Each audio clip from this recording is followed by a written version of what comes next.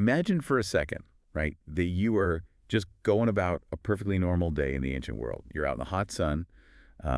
You're helping a neighbor chop wood for a new structure. Just a regular Tuesday, yeah. Exactly, just a regular day.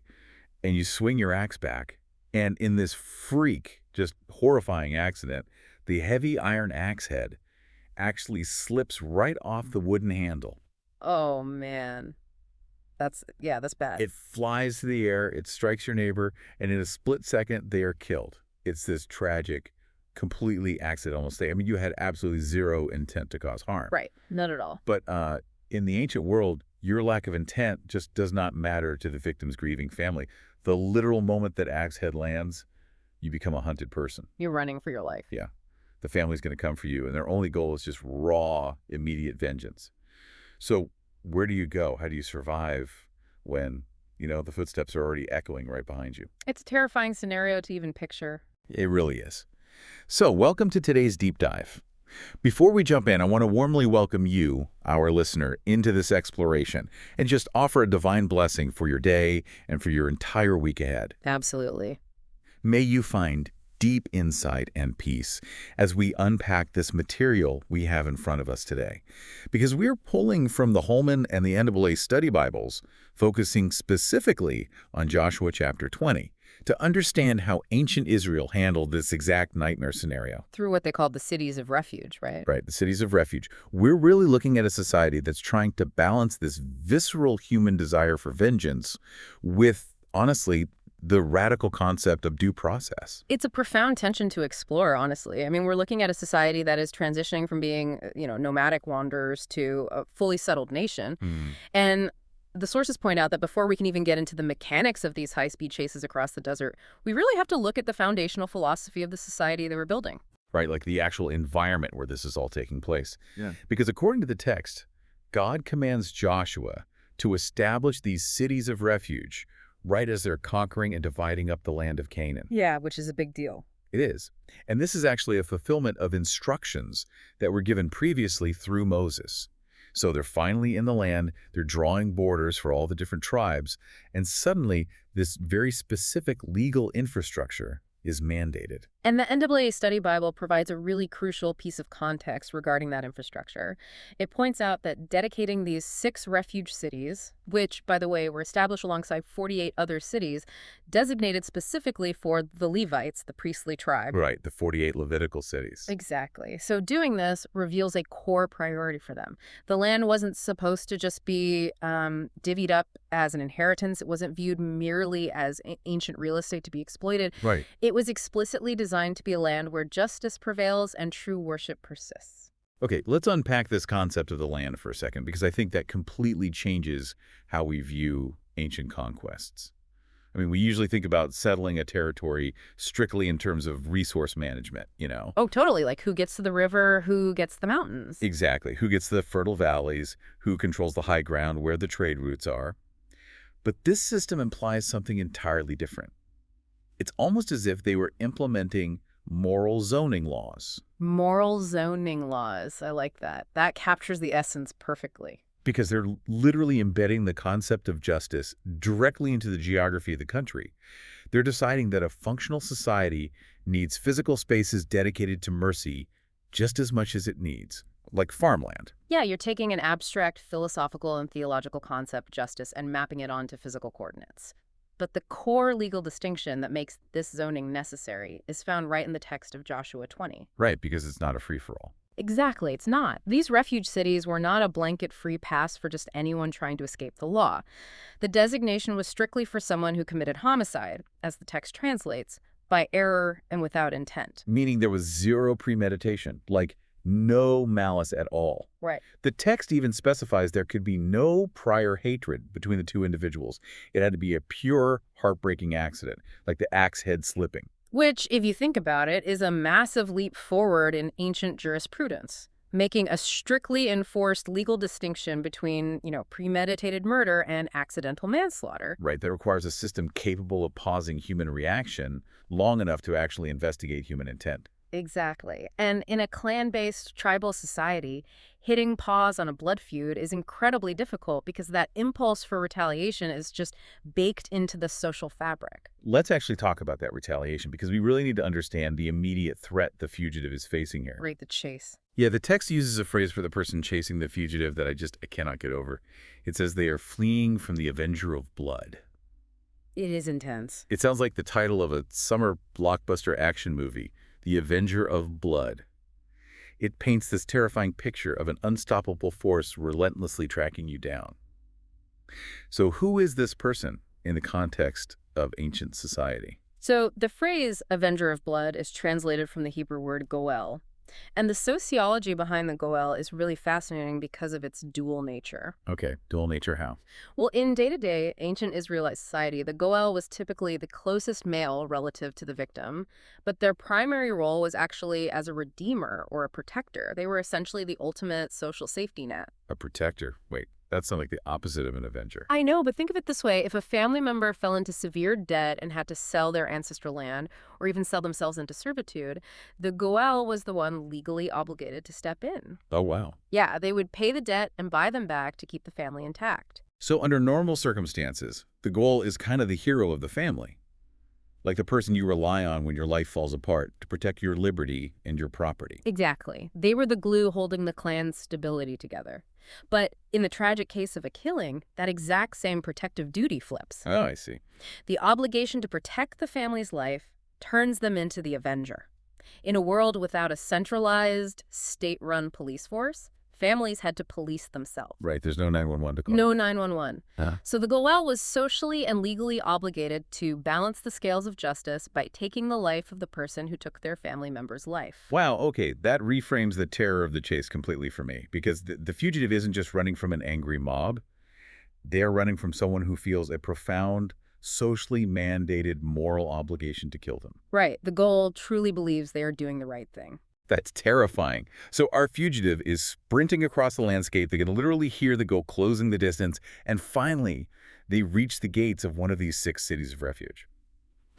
What is the actual mechanism here? Because I'm assuming they don't just, like, run inside and hide under a cart in the marketplace. No, not at all. It is a highly structured, very formal process. The texts detail that when the fugitive arrives at the city gates, they cannot simply slip in unnoticed. Okay, so what happens? In the ancient Near East, the city gate wasn't just a defensive door, it was the civic center. It functioned as the courthouse, the town hall, the place where all official, legal, and commercial business was conducted. Very public. Very public. The fugitive is required to stand at the gate and officially state their case to the city elders. Ah. Okay, so the elders are effectively acting as the intake judges for the asylum process. Yes. They listen to the fugitive, explain what happened. You know, that the axe had slipped, that there was no prior animosity. And if the elders accept this initial claim, they take the fugitive into the city and are legally bound to provide them with a place to live. Which, I mean, that brings up a huge logistical nightmare. What happens an hour later when the Avenger of Blood shows up, pounding on those exact same gates, demanding they hand the fugitive over? Which they would absolutely do. Right. And the goal has a legal right to vengeance, so how do the elders handle that confrontation? Well, this is where the absolute authority of the refuge city supersedes the clan's authority. The text is explicit on this. Even if the Avenger of Blood tracks the fugitive down and demands their surrender, the elders cannot hand them over. Not even to the Goldwell. Nope. The asylum is absolute pending a formal trial. This intake process at the city gate acts as a crucial, non-negotiable barrier. I love that concept. It is a literal structural pause button. Because if you don't have that gate and you don't have the elders standing in front of it, the goal kills the fugitive. But then, the fugitive's family sends their own Goel to retaliate against the original Goel. And suddenly, one dropped axe head has sparked this massive, multi-generational blood feud that just decimates 2 families. The cycle of violence would literally be endless. And the NWA commentary points out something highly distinct about how Israel handled this compared to their neighbors. What's that? Well, in many surrounding ancient Middle Eastern cultures, there was a convenient workaround for murder. You could actually pay a ransom or a blood price to the victim's family to save your own life. Wait, really? You could literally just buy your way out of a homicide charge if you were wealthy enough. Exactly. It treated human life as a commodity with a monetary value. But Israel was strictly forbidden from accepting a ransom for a murderer's life. Why is that? The theological reasoning was that the Lord desired strict justice regarding guilt and innocence. Human life was considered too sacred, too intrinsically valuable to have a price tag attached to it. That makes a lot of sense. Right, so if you were guilty of intentional murder, you faced the ultimate penalty. You could not buy your way out. But if you were innocent of intent, your life was protected. The cities of refuge were the only acceptable mechanism for dealing with blood guilt without causing further bloodshed. Which makes the physical locations of these cities incredibly important. Yeah. I mean, if you can't just write a check to make the problem go away, your only hope is your own 2 feet. Literally, yes. This is a matter of literal life and death, so the geography of this system is the key to it actually functioning in reality, rather than just being, a nice idea written on a scroll. It is the ultimate test of the law's viability. I mean, you can draft the most beautifully just legislation in the world, but if a fugitive has to cross 500 miles of hostile mountainous terrain to reach a city, The law is completely useless. completely useless. Yeah. The Avenger of Blood will catch them on day 2. Ancient justice moved at the speed of a running man. Wow. Okay, so let's look at this map of mercy. The sources detail 6 cities in total. 3 are located east of the Jordan River, Bezer, Ramoth, and Golan. And the text notes these were actually designated earlier by Moses before they crossed over. Right. And then there are 3 cities west of the Jordan Kadesh, Shechem, and Hebron, which were designated by Joshua. Both the Holman and the NAA commentaries emphasize that these cities were deliberately spaced out across the entire territory. Yeah, the spacing is the practical genius of the system.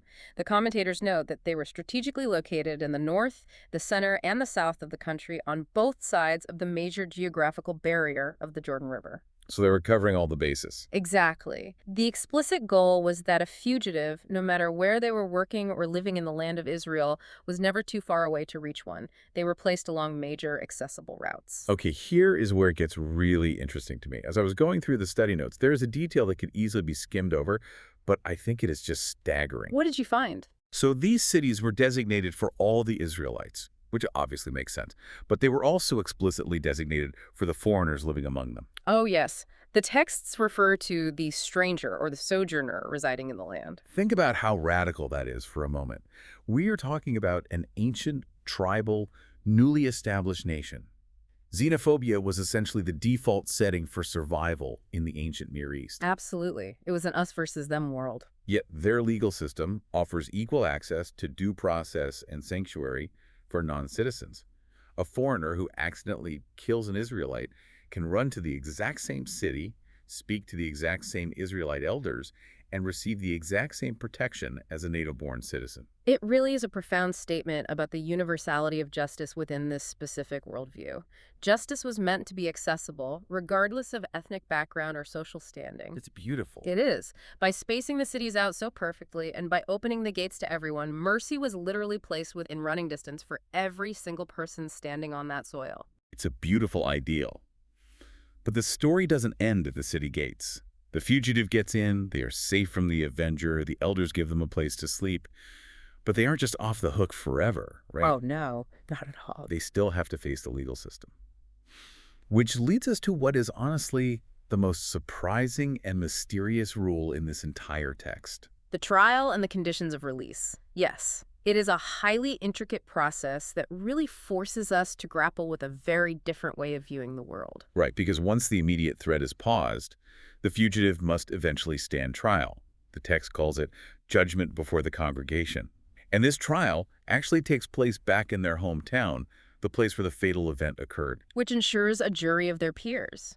It brings the fugitive before people who actually know the individuals involved, who can testify to their character, and who can definitively state whether there is any pre-existing hostility. It makes sense. It grounds the legal proceeding in the reality of the community. Yeah. Okay, so let's play this out. The congregation hears the evidence. Yeah. They hear about the loose axe head. They agree it was a tragic accident. The fugitive is officially acquitted of premeditated murder. As a modern reader, my instinct is to think, great, case closed. You shake hands with the elders, apologize deeply to the family, and go back to your farm to rebuild your life. But that is not what happens at all. No, it is far from over. If they are acquitted of murder, they do not get to go home. So what happens? They are escorted back to the city of refuge. And the law states they must remain there, living strictly inside the city limits, until the death of the high priest who is serving in those days. Hold on. I am completely lost here. I was tracking with the asylum, the trial, the elders at the gate, but you are telling me a random religious figure's lifespan dictates a manslaughter sentence. That is exactly what the text says. That sounds completely arbitrary and frankly absurd to modern ears. I mean, if I'm the victim's family, I might feel robbed of justice. If I'm the fugitive, I'm terrified because my sentence has no end date. Why on earth are they tying a functional justice system to the lifespan of one guy? I know it is a jarring concept, but this raises a vital point about the theological framework of the ancient Israelites. To us, it sounds like an arbitrary superstition. But the Holman commentary provides a really profound insight here. Okay, I'm listening. It explains that the high priest's death actually serves as a legal and spiritual substitute for the guilt incurred by the shedding of innocent blood. A substitute? Wait, so someone still has to pay the ultimate tab for the life that was lost? In a very real sense, yes. We have to understand the concept of blood pollution. In the ancient Israelite worldview, human blood is sacred and shedding it literally pollutes the physical land itself. Ah, I see. So even if a death is completely accidental, innocent blood has soaked into the soil.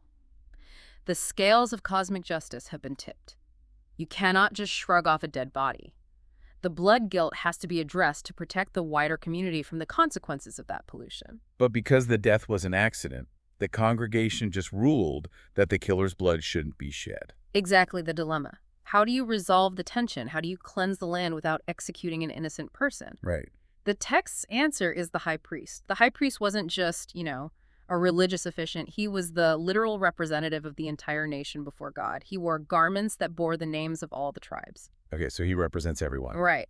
So when the high priest dies naturally, his death is viewed as absorbing that collective blood guilt. His passing balances the scales that were tipped by the accidental death. Only after the priest dies is the killer legally and spiritually free to leave the city of refuge and return to their own land. That is heavy. It shows a society grappling with incredibly complex realities. They are acknowledging that even an accidental death leaves a massive wound in the community. Absolutely. It leaves a widow, it leaves orphans. You can't just say, whoops, pack up your tools and walk away. There is the profound weight to the loss of human life, regardless of intent, that requires the scales to be balanced. And it ensures that the fugitive never forgets the gravity of what their hands did, even accidentally. They are safe, yes, they are alive. But they are essentially in internal exile from their ancestral inheritance. Yeah, that's true. They are living as a dependent in a Levitical city among strangers. Every single day they wake up in that city of refuge, they are reminded of the life that was lost. It is mercy, absolutely, but it is not cheap mercy. It is a very costly grace. Costly grace. That is a deeply compelling way to frame it. The cities of refuge weren't just ancient panic rooms or simple defensive bunkers.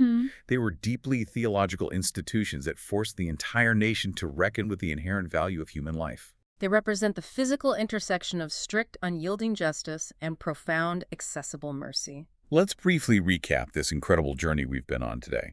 We started with the sheer terror of the chase, a person fleeing desperately from the Goel, the avenger of blood, whose societal duty to protect had suddenly morphed into a mandate to kill. Right. We watched that fugitive run toward one of 6 strategically spaced cities, a geography deliberately designed to make mercy physically accessible to everyone, Israelite and foreigner alike. We saw the critical intake process at the city gates, where the elders acted as a structural pause button on the cycle of revenge.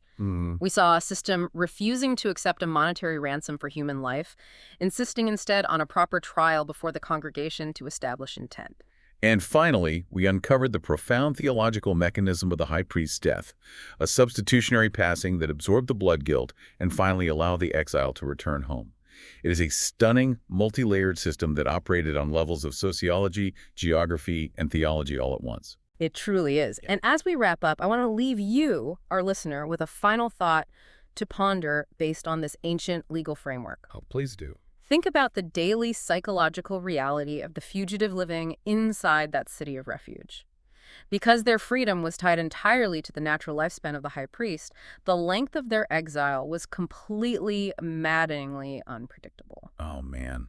The uncertainty of that would be agonizing. Right. If the current high priest was elderly or perhaps chronically ill, Your exile might only last a few months or a year. You could be back on your farm by the next harvest. Right. But what if a brand new 25-year-old, incredibly healthy high priest had just been appointed the week before your accident? Oh, wow. You might spend the next 50 years in that city. You might never see your ancestral home again.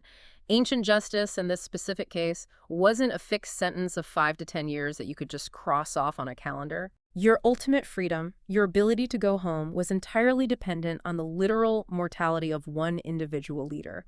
Imagine waking up every single day knowing your future is entirely out of your hands, tied to the heartbeat of a man you might never have even met. That is a haunting and honestly fascinating reality to chew on.